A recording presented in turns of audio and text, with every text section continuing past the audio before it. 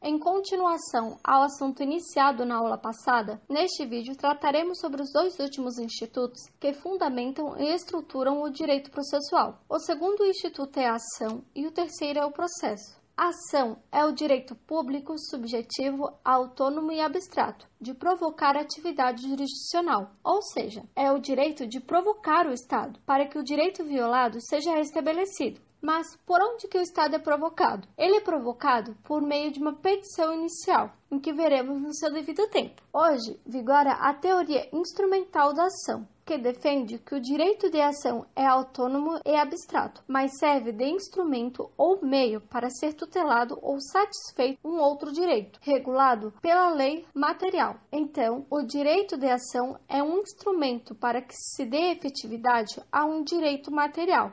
Para que todos tenham um direito à ação e para que se possa ser exercido, o legislador impõe algumas condições, chamadas de condições da ação, que são a legitimidade e o interesse. A legitimidade, como regra, é ordinária, que significa que a parte deve ir ao juízo em nome próprio para pleitear um direito próprio. Excepcionalmente, a legitimidade pode ser extraordinária, ou seja, pode ser que alguém promova uma ação em nome próprio para defender um direito alheio. Só poderá ocorrer esta excepcionalidade se tiver autorização legal expressa. O legislador chama essa legitimidade extraordinária de substituição processual. Já o interesse está ligado à sua necessidade de buscar o judiciário e à utilidade que a demanda apresentada pode lhe trazer. As condições da ação são consideradas matérias de ordem pública. Sendo assim, elas podem ser reconhecidas de ofício pelo juiz, a qualquer tempo ou grau de jurisdição, e não ocorre preclusão para o conhecimento da ausência das condições da ação. Para que a ação se estabeleça, também é necessário conter os elementos da ação. Os elementos são parte, causa de pedir e pedido. As partes compreendem autor e réu. A causa de pedir são os fatos e os fundamentos jurídicos. Os fatos é a narração de tudo o que aconteceu.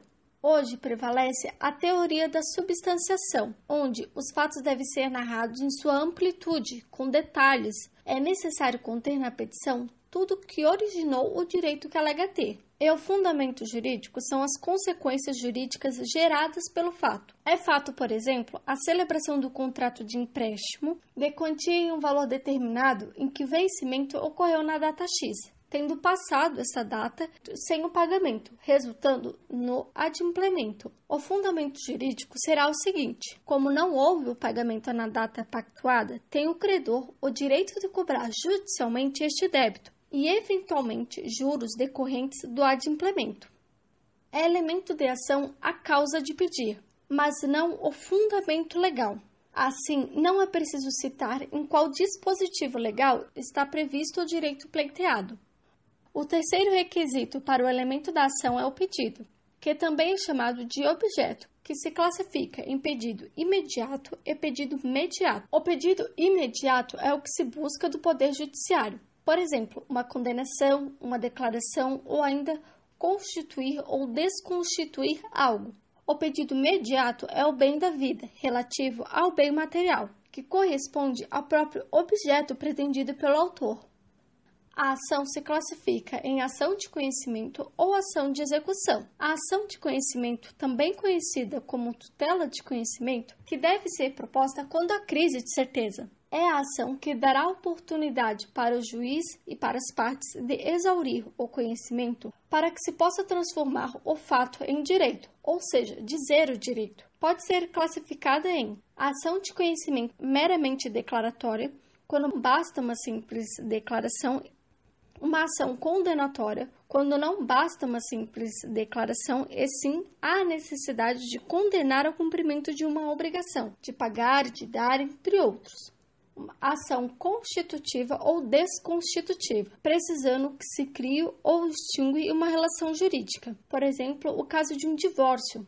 A ação de execução é cabível quando há crise de satisfação, visa transformar o direito em fato. O terceiro e último instituto que fundamenta e estrutura o direito processual é o processo. O processo é um instrumento de pacificação social. É um meio pelo qual o Estado vai se valer para exercer a jurisdição e resolver a lide apresentada na ação. Ou seja, o processo é um instrumento de provocação da atividade jurisdicional. Há uma diferença entre processo e procedimento. Procedimento é o conjunto de atos, é uma série de condutas realizadas dentro do processo, e essas condutas são realizadas de maneira ordenada, e o resultado deste conjunto de atos é o processo. Esta distinção é importante porque a Constituição Federal traz competências legislativas distintas. Para legislar sobre o processo, só pode ser lei federal. Em matéria de procedimento, pode ser tanto lei estadual quanto lei federal, assim a competência concorrente. A razão para a Constituição se preocupar com essa distinção é que no processo, o instrumento de provocação do Estado tem de ser igual em todo o território nacional, pela preservação da isonomia. Já o procedimento em vista do Pacto Federativo pode adequá-lo à realidade de determinada região. Encerramos o assunto da trilogia estrutural do processo. Aguardo vocês no próximo vídeo e não se esqueçam de dar um like e se inscrever no canal.